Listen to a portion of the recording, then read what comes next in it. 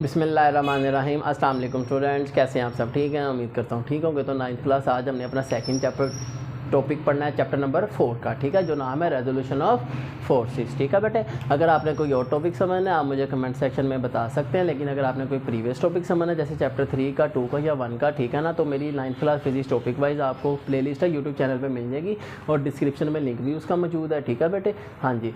और अगर आप ने अभी तक मेरे चैनल को सब्सक्राइब नहीं किया तो जल्दी से सब्सक्राइब कर दें और बेल आइकन को प्रेस करें ताकि आने वाली लेटेस्ट वीडियोस आप तक टाइमली पहुंच सकें और आप उनको प्रिपेयर कर सकें। तो ठीक है आज की इस वीडियो में हमने पढ़ना है बेटे बहुत ही इंपॉर्टेंट लॉन्ग क्वेश्चन है, नाम है रेजोल्यूशन ऑफ फोर्सेस। ठीक है बेटे, इसकी एक डेफिनेशन है बेटे, वो ये है कि कहता है कि splitting up of force, the splitting up of force into two mutually perpendicular components is called resolution of forces। ठीक है बेटा, अब इसका मतलब क्या है वो आपको मैं इसकी डायग्राम से समझाता हूँ। ये देखें, तो इसकी एक डायग्राम है बच्चों, वो कुछ इस तरह से है कि हमारे पास एक है एक्स एक्सिस, एक है वाई एक्सिस। अब ये जो एक्सिस हैं एक्स और वाई आपस में परपेंडिकुलर है, म्यूचुअली परपेंडिकुलर 90 के एंगल पे हैं। तो ये मतलब है, इन्हें कहते हैं perpendicular component that are perpendicular to each other. ठीक है, इसकी भी डेफिनेशन लिखी हुई है इसी टॉपिक पे। ठीक है ना, हाँ। तो ये परपेंडिकुलर कंपोनेंट्स हैं, ये हमारा ओरिजिन है।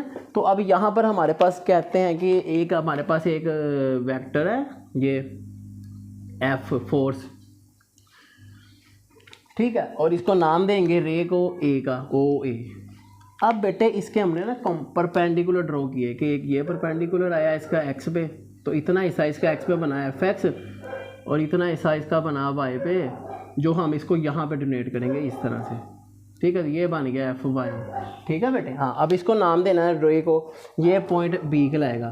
तो अब यहाँ पर हमने कहना है कि making angle theta.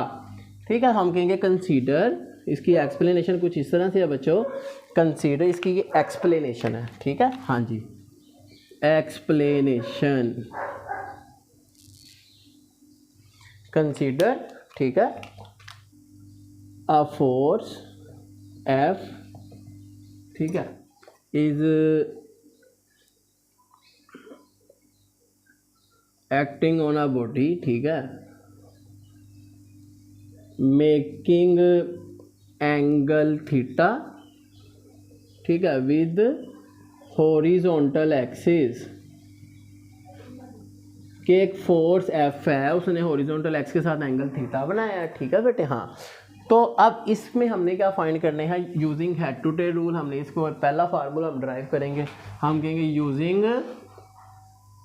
Head to tail rule, जो हमने प्रीवियस लेक्चर में पढ़ा था। हेड टू टेल रूल या यूज़ करेंगे हम कहेंगे कि जो फर्स्ट वेक्टर है ओ बी,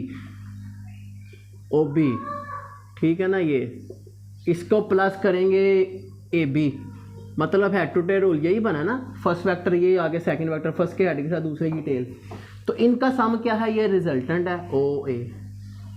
ठीक है बच्चों, हाँ। तो आप कह सकते हैं कि O A represent vector F, O B represent F X, A B represent F Y.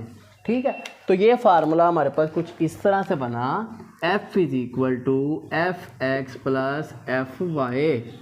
Okay बच्चे, हाँ। अब ये तो ड्राइव हो गया using head to tail rule, ये एक फार्मूला है। ठीक है, तो नेक्स्ट हमने फार्मूला ड्राइव करना है इसके कंपोनेंट्स, ठीक है, उसने कहा है ना इसके दो म्यूचुअली परपेंडिकुलर कंपोनेंट में डिवाइड करना, यही डेफिनेशन है, फोर्स को दो कंपोनेंट्स में डिवाइड करना रेजोल्यूशन ऑफ फोर्स है। अब ये कंपोनेंट्स की भी तो वैल्यू फाइंड आउट करनी है। ठीक है, तो आप सिंपली कहेंगे, हम एज वी नो डैट, हमें फार्मूला पता है कि साइन थीटा किसके इक्वल होता है बेटे, perpendicular over hypotenuse. Perpendicular hypotenuse किसके इक्वल होता है, साइन थीटा के। ठीक है ना, तो यहाँ पर डायग्राम देखें, हमारे पास परपेंडिकुलर क्या है बच्चों, ए बी। ठीक है ना, परपेंडिकुलर है हमारा ए बी और हाइपोटेनस है हमारा ओ ए साइन थीटा। ठीक है ना बेटे, हाँ। तो अब ए भी रिप्रेजेंट क्या कर रहा है, F Y, O A represent कर रहा है एफ को। तो आप बता सकते हैं, ये मैंने ऊपर पहले भी बताया है, A B represent F Y, ठीक है। तो इसकी जगह हम लिखेंगे F Y, A B represent F Y, O A represent F.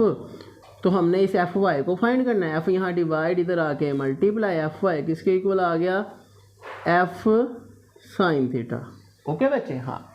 इसी तरह अब हम निकालेंगे इसका, ये वर्टिकल कंपोनेंट है ना एफ वाई, अब इस हॉरिजॉन्टल की वैल्यू फाइंड करनी है। चले, हॉरिजॉन्टल के लिए हमने फार्मूला पढ़ा है कोस ऑफ थीटा, जो क्या है बेस ओवर हाइपोटेनस।